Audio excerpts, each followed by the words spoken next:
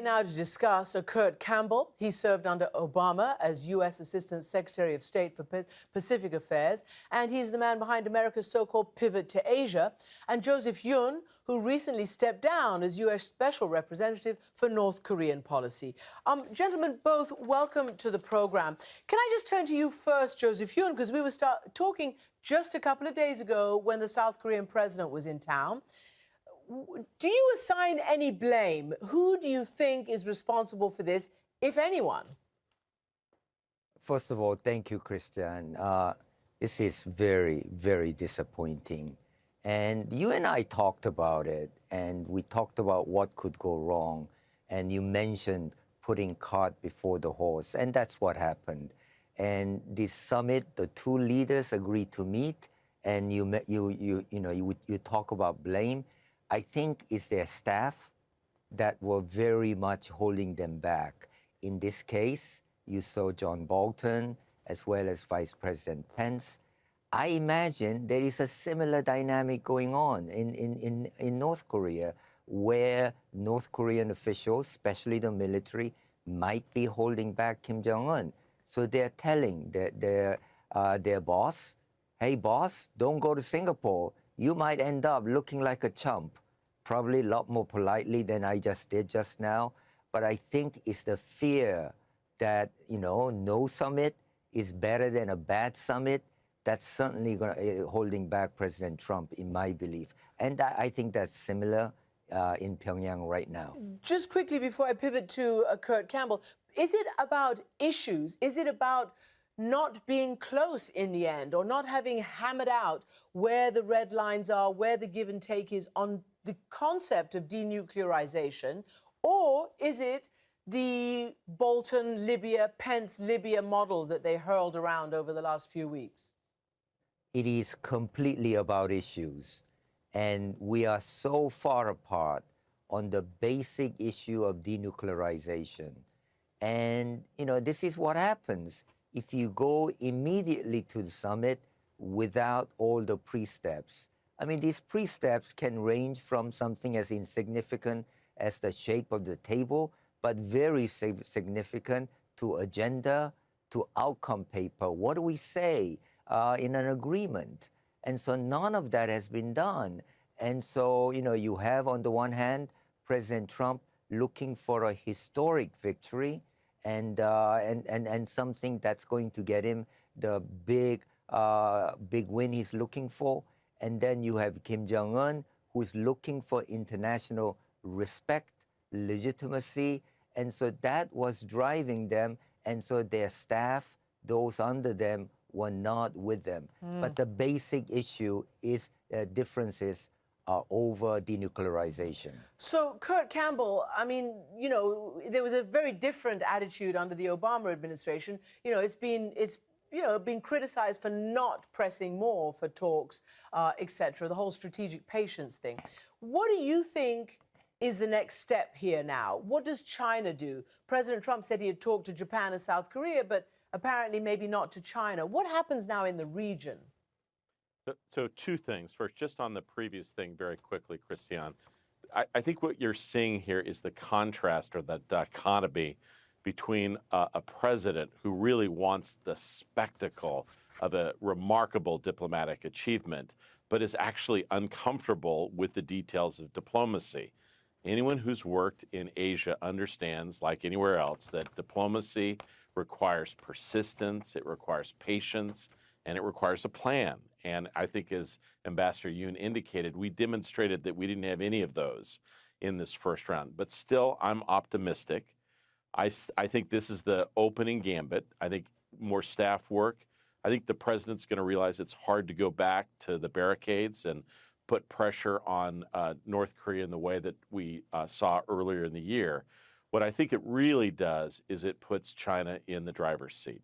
I think China understands that their role over the course of the next couple of months will be to cajole and engage the Trump administration, explain why only President Trump can achieve this development, to understand it will take time with the North Koreans, and then they will subtly press North Korea behind the scenes.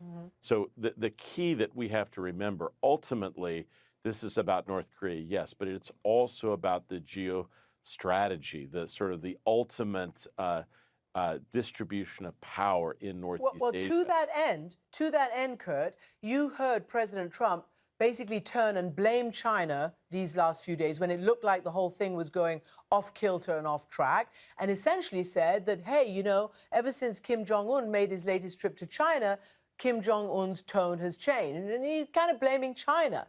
Do you think there's anything to that?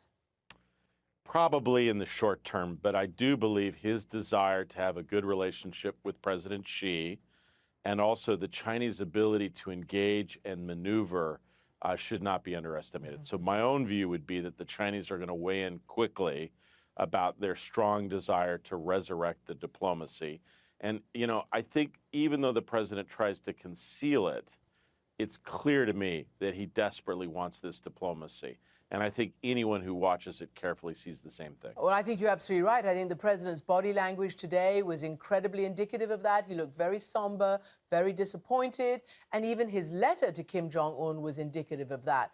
But before I get to some of the veiled threats, or not so veiled threats about military action, I want to ask you again, Ambassador Yun, you know, we've talked about what China has at stake, but what about South Korea? You know, again, this week you told me that the president, Moon Jae-in, bet the farm on this diplomacy. And now he's back in Seoul facing what? What is going to happen to him? I think there is tremendous cost for President Moon. He has regional elections, quite important ones, coming up in June 13th. And so we will see whether he has to pay any electoral costs. But beyond the electoral costs, there is the issue of his own credibility, that he has really, as we talked about, bet enormous amount on the successful outcome of this summit. So I completely agree with Kurt, Dr. Campbell.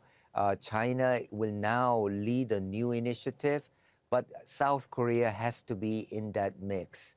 And I would have to believe that he's going to try, President Moon, his own method of trying to cajole North Korea into saving something.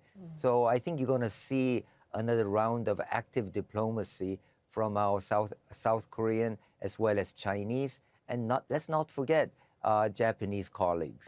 Okay, so, you know, I was struck by the immediate reference in both the letter and the statement to the military. In the statement, in the letter, President Trump said, we still have more nuclear weapons than you, a much bigger arsenal. God forbid we have to use them. And in the verbal statement at the White House, he immediately said, I've been talking to Secretary Mattis. Our military is ready and prepared. The allies in the region are prepared to, you know, help us in whichever way possible. Are we going to see President Trump and his hardliners, you talk about staff, his hardliners, ramp up the military option again? Personally, I don't think so. I think they're going to realize it's very difficult. I think this is the language equivalent of elevator shoes. You want to feel a little taller when you walk into the room. I think it's aimed more at making sure everyone understands that the president is tough and hard and unrelenting. And I think now that that point has been made, I think privately, I agree with Ambassador Yun. I think we will subtly and carefully go back to diplomacy. And I think the president, his feelings are hurt. He feels disappointed, but welcome to diplomacy 101. And he's... Yeah, sorry, go ahead. And I think what's different this time around, I'm impressed by Secretary Pompeo. He's a tough guy. He's ruthless. And he's going to put a team together that's going to be able to make the argument that diplomacy is the best way forward. Well, you know, presumably he'll be able to corral the errant voices then, unless they're not errant, unless the Bolton, Pence, Libya, you know, grenades that they hurled are deliberate. I don't know about that. But Joseph Yun, let me ask my final question to you as we run out of time.